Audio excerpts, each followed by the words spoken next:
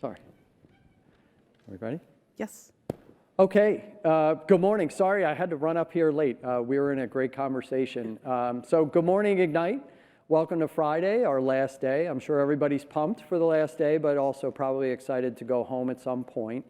I'm Greg Simons from SAP National Security Services, and I am honored to be here today with Barb McElmay from Microsoft Federal, and to share with you the lessons learned on our incredible security-first partnership that led to Microsoft Federal going live on SAP RISE at NS2.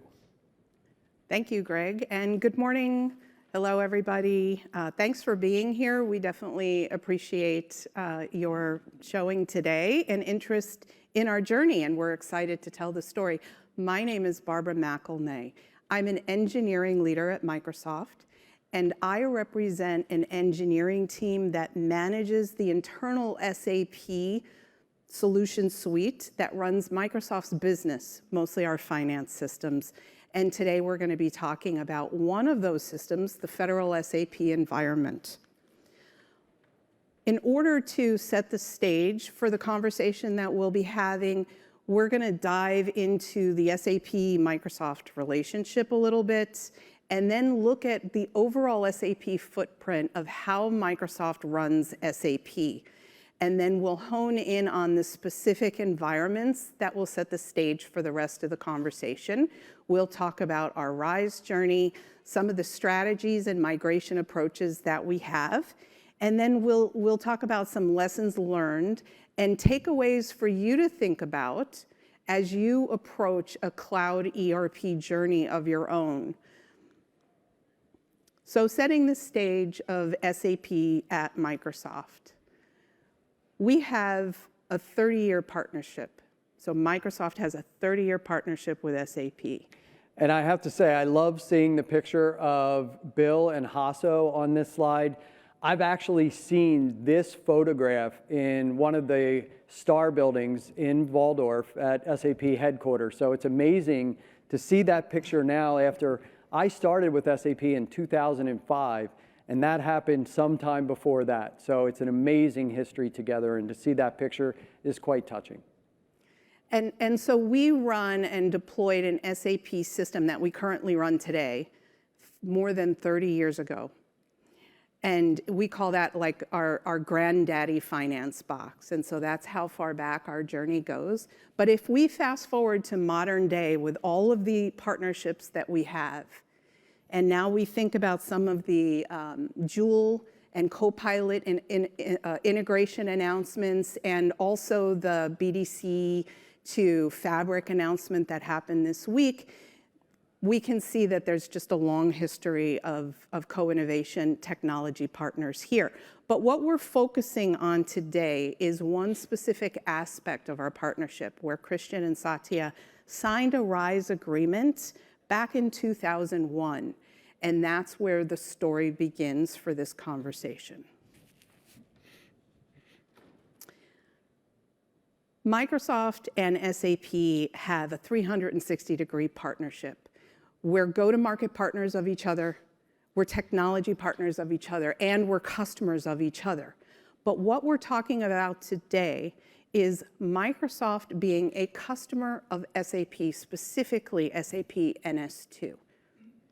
And part of what we're going to talk about with the NS2 and Microsoft Federal relationship, as I mentioned earlier, is the incredible security-first partnership that we have, and that really helped us to drive innovation together around that security-first partnership.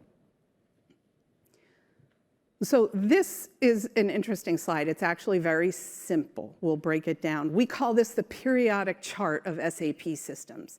It represents the SAP systems that we run internally at Microsoft. Again, the biggest box here is a 30-year-old environment. It's still on ECC. So all of the blue boxes are still on ECC. The orange ones, the orange systems, are on S4. And the purple one is the federal environment, which is also on S4. But what makes that so different is that it's running in the Azure Gov Cloud. Now, the first column here are the SAP environments that we're currently upgrading to S4. And we just went live in August, upgrading one of our major finance boxes, which here you see in orange, the MPP box. And we are now on a multi-year journey to update the 30-year-old granddaddy box to S4. The middle column is everything we're planning to retire. But what we're here to talk about today are the environments that we moved to RISE. So we have, in our first release, we've moved the Microsoft Federal environment to RISE. We just went live in August, as a matter of fact, a week before the MPP upgrade environment.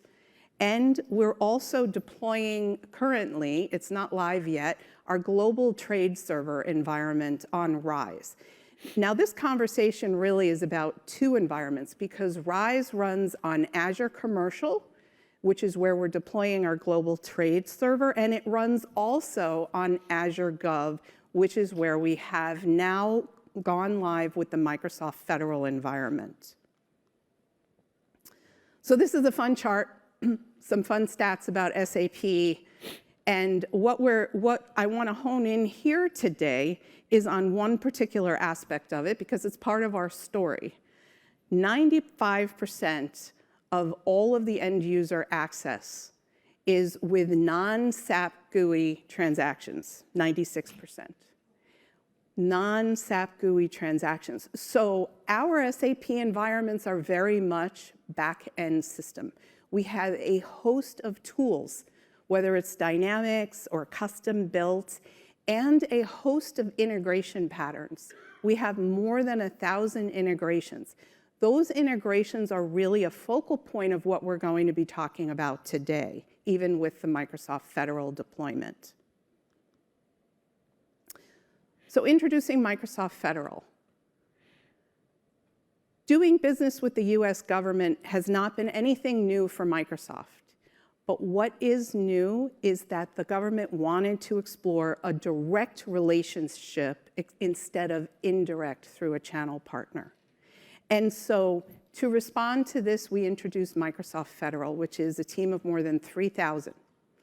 And their purpose are serving the government in all of their mission-centric cloud and AI solutions. So this was in 2020.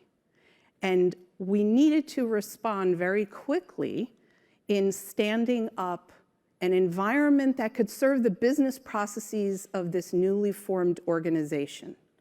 And so the charter and the mission became to stand up a secure private infrastructure dedicated to Microsoft Federal that could handle all of their business processes and tooling so that they can do their jobs. Don't break the business, and oh, by the way, do it super fast. So this was 2020, and we embarked on that challenge. Our solution architecture ended up being that we were first deploying in Azure Gov, which is a secure environment that can handle controlled unclassified information and within CMMC regulations. Then we built a purpose-built enclave, so a tenant. We deployed that with all of the high security requirements that were necessary to operate within the US government. And we built custom business tooling, the first being our greenfield S4 deployment. So we launched a project across the board to do all of this. And we went live in 11 months with all of it. A brand new enclave, infrastructure, security, running all of the business processes, invoicing our commerce transactions, our volume licensing, and our professional services transactions, all within the Azure Gov environment in a secure way. And if you remember what happened in 2020, we started the project. The entire team got told, go home. We can't have you here. And we did all of this through Teams. I've been in the business for 30 years. I've never done an SAP greenfield implementation through Teams before. But it was truly incredible to see the power that that tool helped us communicate and enabled an 11-month journey with all of this. So this is what we ended up with. And I know there's a lot of regulations that are here. We're talking about the green enclave is the tenant in Azure Gov that serves under CMMC controls. And then we have our business systems that we deployed. Those business systems are operating under FAR and DFAR regulations, right? Some alphabet soup of government regulations that we could talk about for a while. And all of this is interconnected with our corporate processes in Azure Commercial with proper security and integration patterns. And this slide represents integrations to the sum of about 80. So we're talking about 80 integrations that we deployed here. And I keep talking about integrations because that really forms the basis of a lot of the security foundations that we needed to enable. So our strategy going forward. So we went live in February of 2001 after an 11-month journey. And some 9 months later, I remember I got brought into a meeting and told, hey, we're moving our systems to RISE. And we're signing a contract. So Satya and Christian signed that contract in December of 2001. And now we needed to figure out what this meant for us and how do we move forward. So we began to engage with SAP in learning what RISE is. And then we dissected what it means to us and how we were going to deploy a program to migrate our SAP systems to RISE. And so to us, Microsoft, RISE is a way to have a SaaS approach to running an ERP system. Okay, so we're talking about subscription pricing. We're talking about managed services that sit on top of it, and deploying in an SAP managed tenant where SAP provides the infrastructure layer and the associated managed services. One of the tenets of moving to RISE, you need to run on S4 at the time, and you need a clean core model. So as we thought about that whole periodic chart, as you saw, we decided, for pretty good reason, that the federal deployment would be the perfect opportunity because it's on S4. We just deployed it. It's clean core, or as clean as we were going to get, and we had good chance of success with this environment. Now, it's running in Azure Gov, and SAP does host an offering on Azure Gov, which is where our partner NS2 comes in. So let me take a minute to introduce you to SAP National Security Services, otherwise known as NS2. NS2 was founded in 2005 as a wholly owned, independent, US-based subsidiary of SAP. And in 2015, we became what I like to refer to as the OG of the SAP Sovereign Cloud offerings. NS2 provides secure cloud services that meet the highest security standards, whether it's NIST 853, FedRAMP requirements, DoD IL4 and IL5, and a host of compliance frameworks. NS2 can meet those needs. We specialize in secure operations where security and compliance are non-negotiable. So when it came to Microsoft Federal's needs, NS2 was the clear partner from SAP to work with the federal team, and I can't tell you enough about how honored I was to be asked to lead that effort along with Barb. Thank you, Greg. We're going to talk a lot about partnership here, and now we're still back in 2002, really, and that's where our journey began. And this is the architecture we deployed, so this is our starting point. What our mission was to move our SAP systems into a tenant on Azure Gov that was managed by NS2, where they were providing the basis layer. So what's interesting here is that the boundary between the two tenants, which you see here represented as a VNet peering boundary, that boundary became the focal point of conversations that propelled us for the next couple of years. and it was all around security. Yeah, this was really the first opportunity for Microsoft Federal and NS2 to really partner and innovate on the solutions that NS2 would deliver to our customers in Azure Gov. At the time, we had connectivity solutions, of course, but the Microsoft team had requirements for both security and, we'll say, speed and bandwidth that we hadn't explored to that point. And working together collaboratively with Microsoft Federal and the Microsoft Security Organization, NS2 and Microsoft innovated around this particular use case, and I could tell you that unlocked a lot for us to continue to innovate in the areas of security on this project. So the VNet peering offers high-speed, low latency across a private network. And in this case, the NS2 enclave was really an extension of how Microsoft runs in Azure Gov, because it doesn't ever leave the Microsoft network, whereas maybe other options for VPN are over public networks, et cetera. So a little bit more about how NS2 protects our customers, whether it's Microsoft Federal, the US Army, many of the US-based defense industrial-based customers of SAP that run on NS2. From a data sovereignty, data residency, and data access perspective, of course, we have US-based data centers, and we comply with all the regulatory frameworks that our customers are required to meet.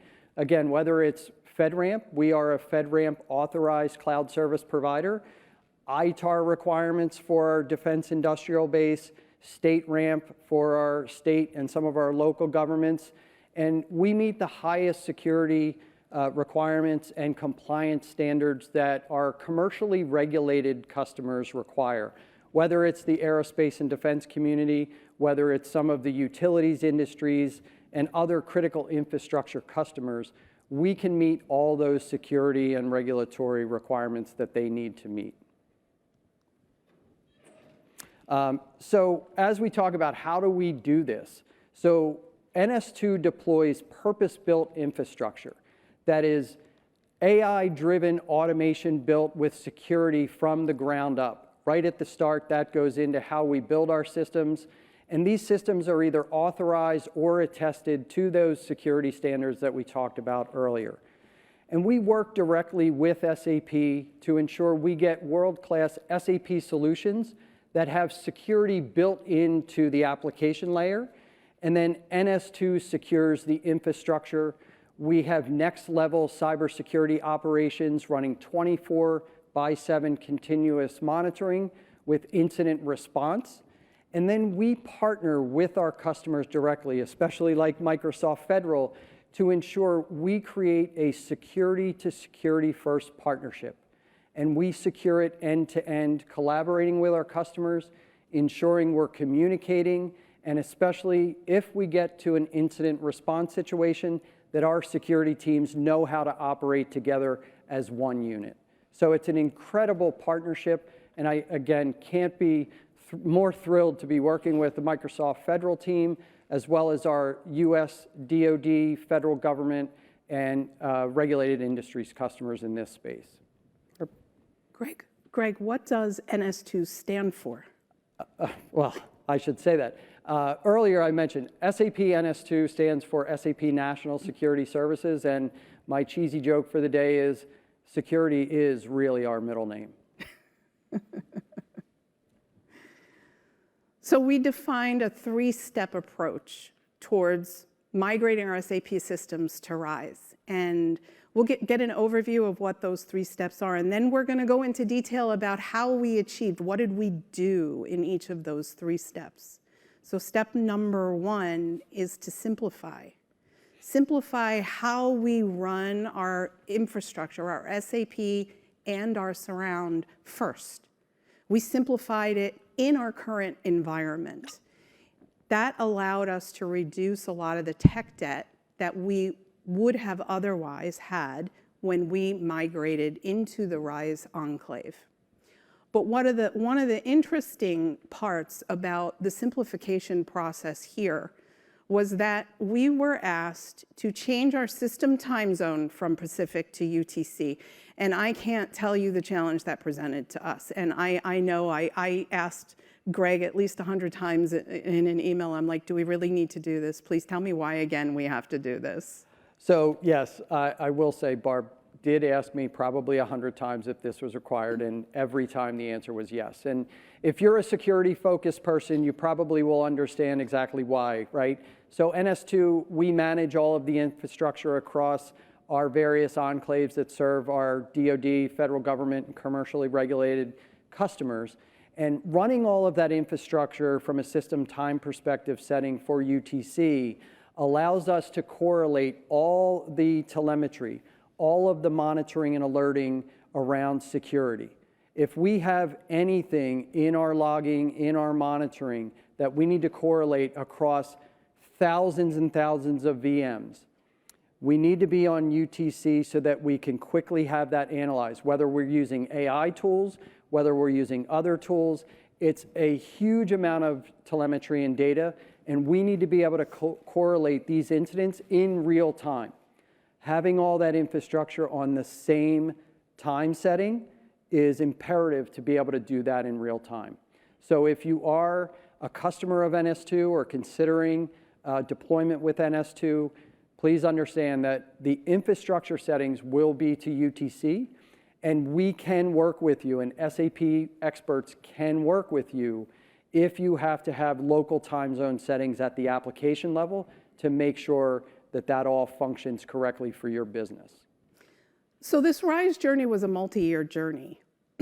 And this UTC project, as well as some of the others that you will see, is a lot of the reason why it was a multi-year journey. One of the other things that we did was we upgraded our S4 environment to the latest version. We stayed pretty current as it was, but we wanted to be on the latest version when we upgraded, so we did that. So step 2 is to secure everything to the maximum level. We did that, I'll call it on-prem, but we run in the cloud in Azure Gov. And so we did all of that in place in our current environment first. We changed all of our integration patterns, all 80 of them, so that they ran with the highest level of security that we could. Because remember, that VNet peering boundary presents a security layer that we need to protect. So this was our second objective in a 3-part migration. The third one is actually a little simpler. It's to just migrate. First, we had to set up the environment in the SAP NS2 enclave and make sure all of those integration patterns were working. That proved to be a little bit more challenging than we thought, but everything from there was pretty simple. Our migration strategy, because we run a very small, relatively small database, it's 1 terabyte, we just exported and imported. So it was literally a lift and shift during the cutover weekend. But I think for others, and certainly for our next set of challenges, where our database is a lot larger, we're going to have to think about using other techniques, right? Because the export and the import can actually add to the downtime, in which case now you start talking about selective data transfer techniques or using HSR to do the replication and then just bringing the delta loads over at cutover. Just some things to think about. So again, step 1, simplify. And this is the IaaS layer that we started with. We had 33 VMs. We went live in February of 2021. This was a mini replica of how we run our SAP infrastructure in the corporate environment, and we just propagated it to federal. We did not take advantage of some of the embedded features of the S4 that we really should have done.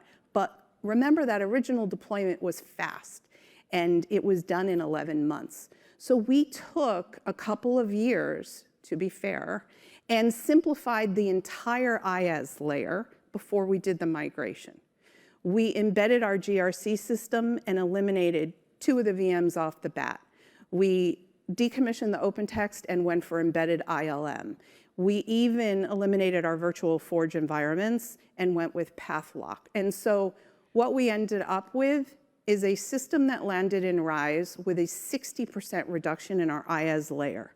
That not only reduced the tech debt and the cost, but it simplified all of the integration patterns and made it more secure, running everything that we could embedded. So this was a multi-year journey, and it was a huge first step for us. Remember, the next step too was to secure everything.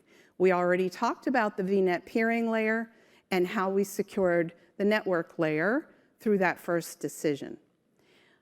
The next, and probably the most challenging for us, was securing all of the traffic, all of the integration patterns that ran through that VNet boundary. And this meant we had to refactor all of the authentication patterns. So we needed to leverage managed identities using Entra ID for all of our Azure to Azure communications. We needed to use credential-less authorization when it came to cross-tenant patterns. And we also had to enable Common Crypto Library to support certificates through our SAP. We'll talk a little bit more about that. But the Common Crypto Library that SAP offers was key to our certificate-based patterns and also our encryption standards. In addition, our RFC connections, we wanted to eliminate the web services and leverage OData because it had modern authentication embedded within it. Things like SAML 2.0, et cetera. So we spent a lot of time rebuilding all of those integration layers. Then it came to end-to-end encryption standards. We had all of the standards that we needed for any traffic that was static, anything that was real-time traffic. All of our encryption standards had to be end-to-end. And so we leveraged trusted trusting through the SNC pipe. SNC is a security protocol that handles the traffic through the SAP to SAP communication structure.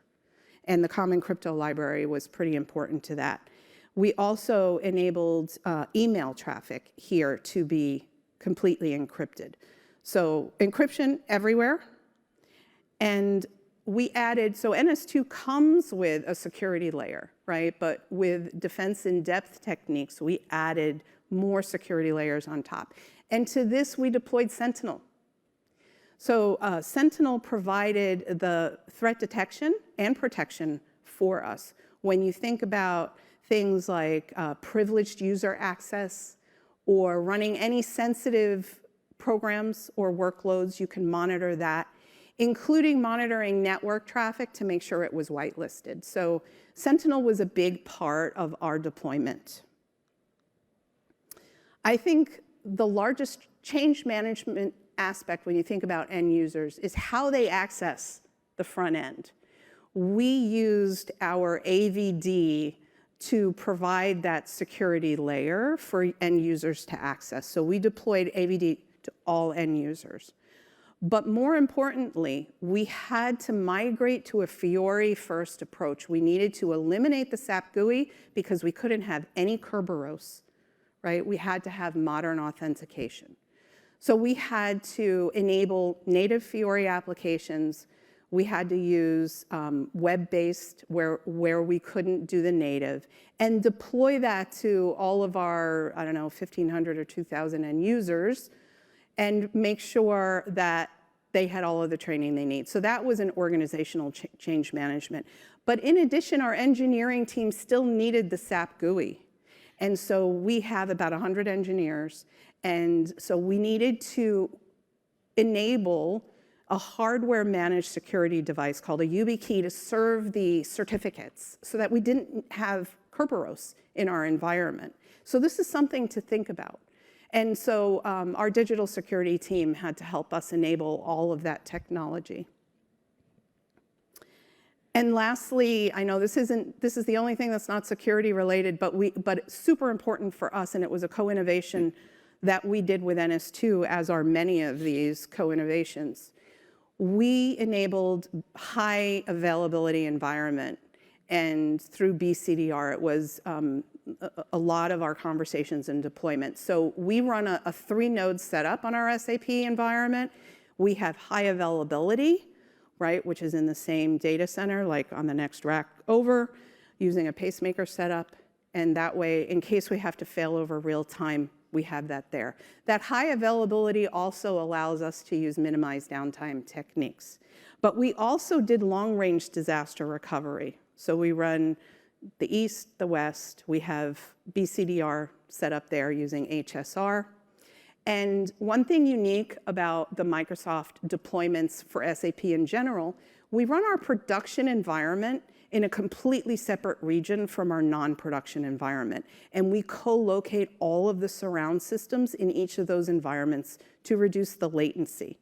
And so we worked with NS2 on all of these things. I don't know if you want to say a few words about that. Yeah, I would say 2 things. One, from a multi-region deployment perspective, this was a few years back, and NS2 hadn't had a customer at that point that required a multi-region deployment. So it was a co-innovation, and we were able to work together to achieve that. But if you go back the other way through that circle, going back to some of the security and authentication requirements that Microsoft had, this was an incredible opportunity for 2 security-focused engineering organizations to come together and solve for these requirements. And I can tell you, as a 20-year SAP employee, both on the big SAP side and NS2, to see the amount of security-focused engineering teams coming together, Microsoft Federal, NS2, SAP, Azure Product Group, an amazing amount of experience coming together to bring solutions to Microsoft Federal and NS2 that ultimately fed back into the entire SAP ecosystem to make sure at the HANA level, at the application level, security first principles were being baked in from the beginning. And I can tell you the exponential effect of this partnership has been huge for the NS2 customer community as well as the entire SAP customer community. Barb? One of the co-innovations as a technology partner that we announced earlier this year is high availability of running SAP on RISE and Azure Commercial, 99.95%. So I just wanted to make note of that. It's only offered on Azure Commercial. Okay, in our multi-step journey, we're on step 3, which is the migration. Again, we had to set everything up. Now that we were done in our own enclave, we were finished. Now we had to move everything over to the NS2 tenant, hook up, rewire all of our patterns, make sure all of the security was working across the VNet peering, and then we deployed manually a solution manager environment. We were running it on the other side. We redeployed it manually. We felt that was the easiest way to do it. And then cutover weekend, it was really a matter of lift and shift. But what did we learn in doing that? Because it sounds pretty simple. So don't underestimate the build. That build work of that protecting that VNet peering layer was enormous. And it took us a couple of years, I have to admit. So that was one of our biggest lessons learned. We did have to do some code refactoring. You need a clean core environment, really. And we had migrated a lot of code from Corp. So we leveraged some AI tooling here and refactored some code. You're never finished. There's always tech debt, more to come there for us. Testing. We ran through 2 rounds of cutover, and we learned, and we got our downtimes lower in each of those rounds. So we do recommend a minimum of 2 rounds of cutover. We also did a UAT testing with our end users. That was truly informative. One of the things we didn't do, which is the lessons learned for us, is we didn't test our high availability failover. We kind of took the approach, well, NS2 obviously tested that when they deployed it. And what we should have done is tested it with our integration patterns. It turns out we were missing some DNS entries. And so we had to fix forward on that one. So we do recommend testing your HA failover with all of your surround integration patterns before you go live. Also in the testing, we did a lot of performance testing, and testing during a backup was something we didn't test. And that actually came up during our go live weekend, where we said, okay, let's take our backup now and move forward. And then we were like, hey, what's going on here? It's running a little slow. So another lessons learned for us. And I think lastly in that category, the cross-tenant authentication between the two tenants, don't overestimate the latency that can introduce in your jobs. Now, as far as the cutover goes, backing up the compression database reduced our cutover time. So we ran with a backed up compressed database. And anything that we could do to manually deploy the configuration settings should be done, because if you're having to key them in on the other side, you're going to make a mistake, and believe me, we did. So 1 terabyte, 24-hour downtime, that was really our cutover plan. And from ongoing operations, I think we'll cover that in our next set of slides. Some leave behind thoughts if you're exploring a cloud ERP transition, for you to think about whether you have elasticity requirements, what are your RPO, RTO requirements, what's your availability, SLA, how about your network and your integration patterns, what kind of security do you need, right? That was a big focus for us. You have to refactor your OS level scripts. We had a lot of OS level scripts. We don't have access to the operating system anymore in RISE. So that was an engineering effort that we needed to do. SKUs, RISE can come with SKUs, and checking out and modeling those SKUs and making sure that you budget for them is something that we spent a lot of time doing, especially when you plan for an upgrade and you want an N+1 environment, et cetera. Make sure that you're budgeting for the scale out that comes with some of the maintenance after you go live. Elasticity, I don't know if you have any peak workloads. I know, with Xbox and things of that nature, holiday time, we have peak workloads that we have to take into account any elasticity requirements to scale up in real time. The last thing is, do you migrate in 1 step or 2? We kind of did it in a 2-step. Even though we were running on S4, we took care of all the tech debt first and then migrated. That was a bit of a 2-step. If you're running on ECC, the decision is even more critical. How do you get to S4 first before you migrate? We feel as though, and what we're doing in our corporate deployments is more of a 2-step. Although our global trade server is going live next, it is a 1-step approach. We're going to go from an ECC to an S4 in 1 step, but we are doing a transition on-prem to S4 first, and then HANA replicate over into the RISE environment. So that is a big topic of consideration. I talked a little bit about it. Of course, we're Microsoft. We leverage AI. You guys are all leveraging AI. We use copilots everywhere to help accelerate a lot of our testing, a lot of our code refactoring, et cetera. We use that at scale to help us, and we are continuing to do that, even upgrading from ECC to S4 in our transformation of our granddaddy 30-year-old finance system. Heavily leveraging AI here. What's next for us? We're focusing on minimized downtime techniques, so live patching, leveraging our HA environment. That's something we're working on. Remember, we just went live in August, right? So we're out of hypercare now, focusing on next steps here.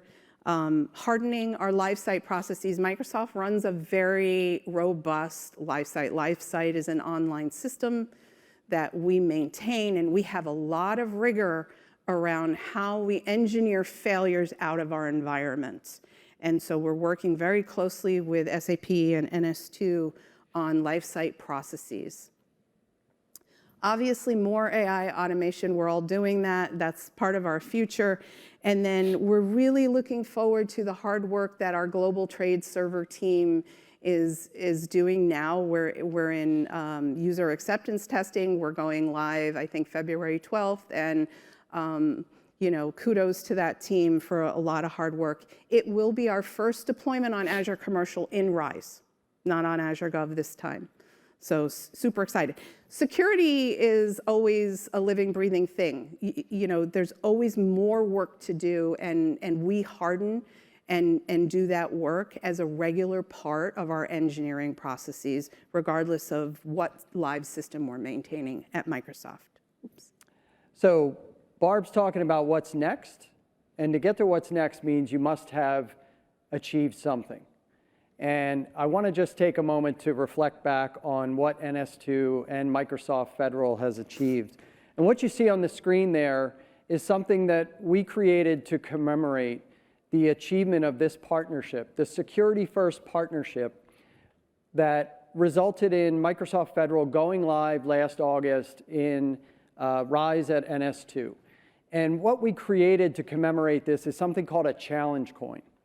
And I'll share with you, as a security-first organization, NS2, National Security Services, we work with the Department of Defense and you know, the military services.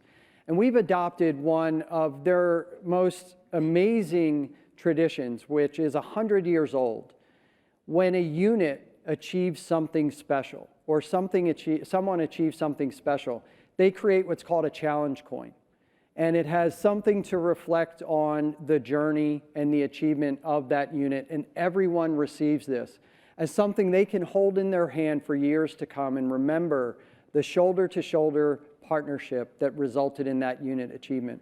So this coin that you see on screen, we had created, and every person at SAP NS2, Microsoft Federal, and Microsoft received one of these. And I truly do look at this often, and I hold it in my hand, and I feel the weight of this, and I remember key moments that folks like Barb and I stood shoulder to shoulder in front of our leadership and said, this is the way forward, and we need your support, and we need your commitment to achieve this. And so this is something very special that I wanted to share with you. And when you come together again with someone in your unit that has one of these coins, maybe at a bar, and you put your coin on the bar, those folks better have that coin to put down on the bar, or they're buying the drinks. And if they do, and everyone there has their coin and they put it up on the bar, I'm buying the drinks. And I'm happy to do so because we shared this experience together. So I wanted to take a moment just to share that, and I want to see if Barb has hers to put down on the bar. See, now she does, so I have to buy the drinks. That was the first thing he said to me on Monday when we met. Well, thank you very much for listening to our RISE journey, and we'd love to open it up for a few questions. We're also available afterwards. Your global trade services, is it actually currently integrated with another S/4HANA? Oh, yes, many. Yes, the granddaddy system that we talked about, the 30-year-old ECC box, it's integrated there, right? Because we do a lot of export documentation, and it's directly tied into our sales processes. Anybody else?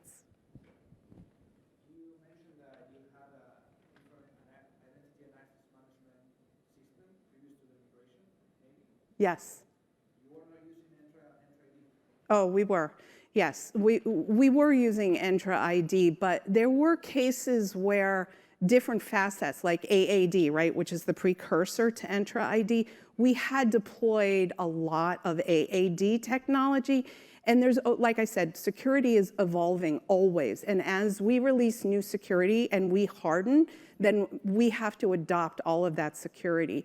But when you think about some of the web services and those kind of deployments, like switching to OData was certainly hardening, you know, with the security requirements that we had. So we changed a lot of our patterns. We were also file-based, and we had better security when we went real time, and so we had to build even new integrations. We did.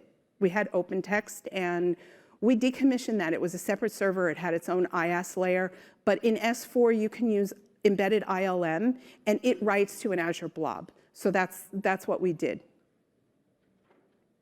Any other questions? Yeah. I saw you actually also have a separate system landscape Vertex server. We do. And reason you're not putting Vertex as part of the S/4HANA Well, Vertex runs standalone, and so then the choices are SaaS or an on-prem deployment, right? And so we chose, for security reasons, to use an on-prem deployment of Vertex, and we're calling those transactions through the VNet peering from our sales and processing system over in RISE. With regard to BCDR, how are they implemented? It is driven at the application, database, storage levels, a combination of them? We use HANA Replicate, HANA's HSR. Correct. So I don't know, we ship T-logs, and obviously we have backup strategies, and those deploy to a different Azure region, and then from east to west or west to east, we have HSR as part of our BCDR for long-range disaster recovery. Any other questions? Okay. Thank you very much. Appreciate it. Happy Friday. Safe travels. Thanks, everyone. Safe travels home.